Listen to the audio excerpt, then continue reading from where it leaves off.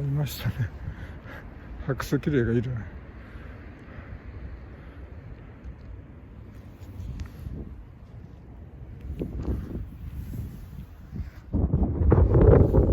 行っちゃった。向こうに第6船着き場に行きましたね。もう一羽もどんどん行ってるね。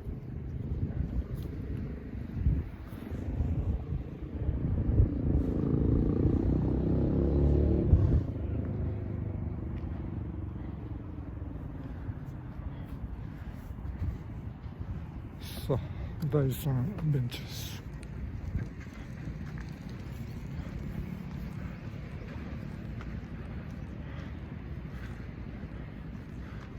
あのおじさんをやり過ごそうとしてゆっくり行ってるんだけど、あのおじさんもそれに劣らず遅いので、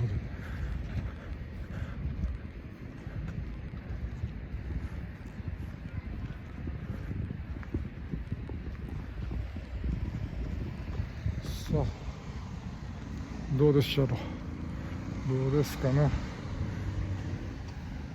第一椿、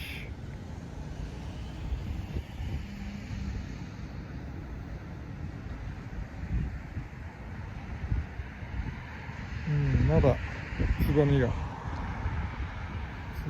りますね。